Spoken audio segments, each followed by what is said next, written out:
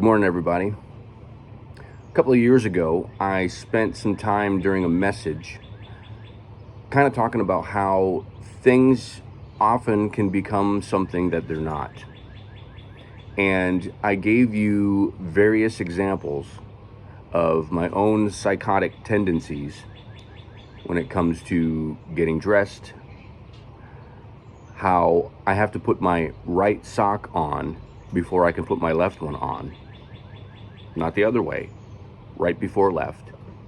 The better sock of the two, which don't ask me how I make that determination, but the better sock of the two has to go on that right foot first, followed by the left.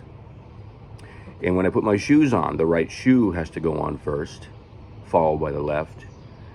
Now, I'm okay with either tying them as I go or tying them both after they're both put on. I'm not real, strict about that kind of thing, as long as they're put on in the right order.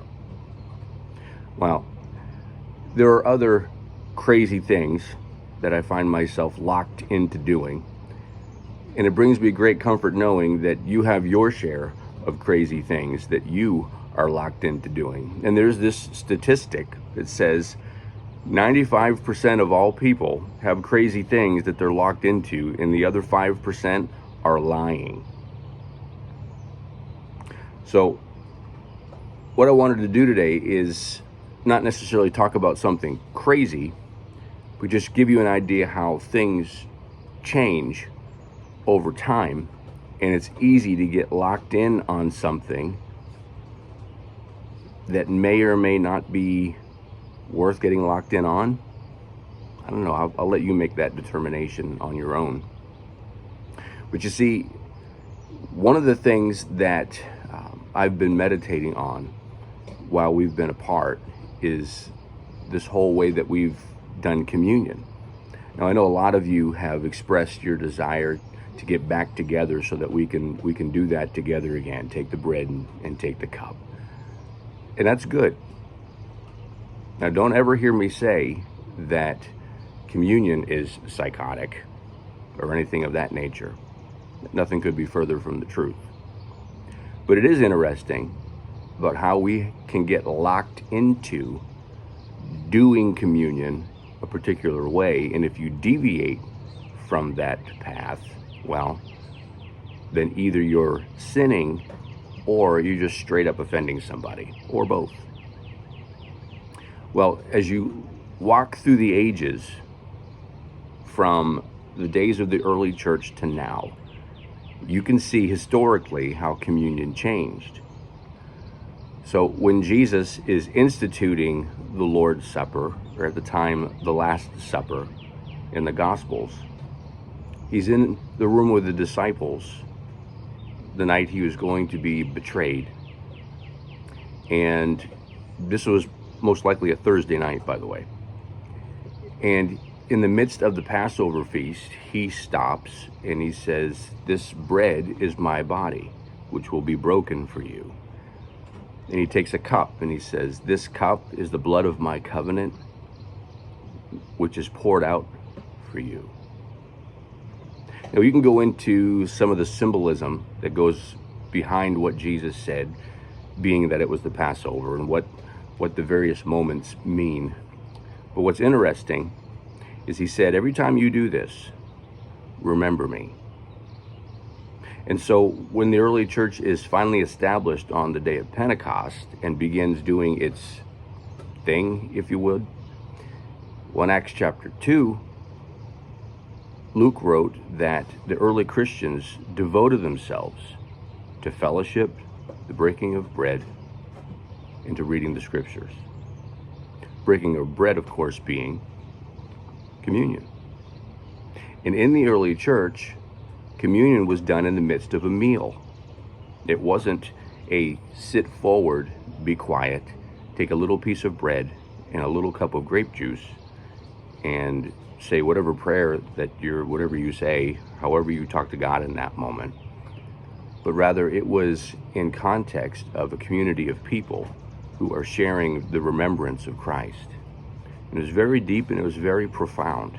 It was very important. But it wasn't locked in to the way things are today. That locked in moment didn't come for more than a century or two or three. Even as you watch the early church fathers talk about communion, in particular, you get into the early to mid second century with a man named Justin Martyr, who is already a proponent of what the bread and cup become in the midst of communion. And of course, later on, the Catholic Church would develop this idea of transubstantiation, where the bread literally became the body of Christ, literally. And then the cup would literally become the blood of Christ. And you couldn't spill any of it, or you're going to cheapen the sacrifice. Now, I understand how that could happen. I understand how you could take something that is a certain way and over time transform it to something else. We do it all the time. What's interesting is several years ago, I read a series, a science fiction series of all things, by an author named Isaac Asimov, and it's called the Foundation series. Basically, it's fiction, by the way, but basically, the galaxy has millions and millions of worlds, and the capital planet of the galaxy is this planet called Trantor, and it is failing.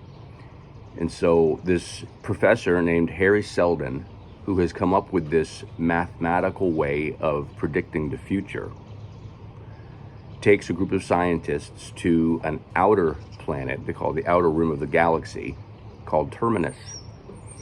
And they establish this foundation. Now, the galaxy thinks it's just these nerds who are collecting all the knowledge the galaxy's ever known and putting it into this grand encyclopedia, when in reality, they are actually preparing for the fall of the Galactic Empire. Now, before you start snoozing, I'm going somewhere with this, all right? Well, in the beginning, these mathematicians, as they were just simply that, mathematicians. But over time, this idea of the foundation actually becomes a religion. And these mathematicians actually become priests. And so things that were established for a particular purpose have now been morphed into something that they weren't meant to be. Are mathematicians priests? Well, I guess if you're a Christian, then yeah, because we all are. But technically, no. They're mathematicians. They're good at math. I got a good buddy, Eric Salmon. He's a mathematician. He's good at math. I am what you would call a mathemic moron. I am not good at math. I like Abraham, but I don't like math. Well, the same kind of thing happened, I think, with the Lord's Supper.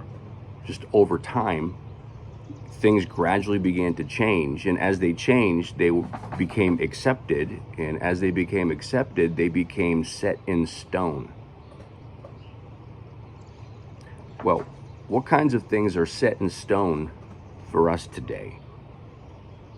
Now, I would like to think that we are exclusively Bible-based, but are we? Are we exclusively Bible-based? Well, if you go and look at all of the things that we are into, what we are about, what we believe, how many of those things are actually rooted in the scriptures? Now, do we do the best that we can? Yeah. Are we heretics? No. But just because we do things a certain way doesn't mean that was the way they were done when this whole thing began.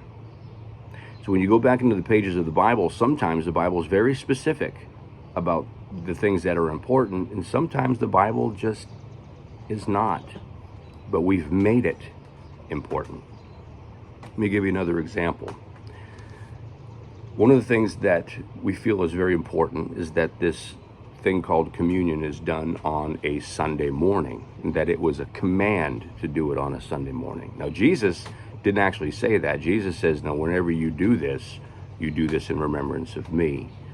It was alluded to in the book of Acts that on the first day of the week when they gathered together to break bread, well, then that must mean every single first day of the week we have to gather together to break bread. Well, if that's a command, then how do we rationalize the way things have been for the last 3 months? It's difficult. So what is God really saying? One more thing about that. In Acts 20, Paul goes, they meet together on the first day of the week to break bread, and he starts talking. Now, if you've ever read any of Paul's letters, you get a feeling pretty quickly that Paul likes to talk, and he's good at it. Well, he's good at it, and this young guy named Eutychus ends up falling asleep and falling out the window and dies. So Paul goes downstairs and brings him back to life. He goes back upstairs, finishes his deal, and then he takes the Lord's Supper. He breaks bread.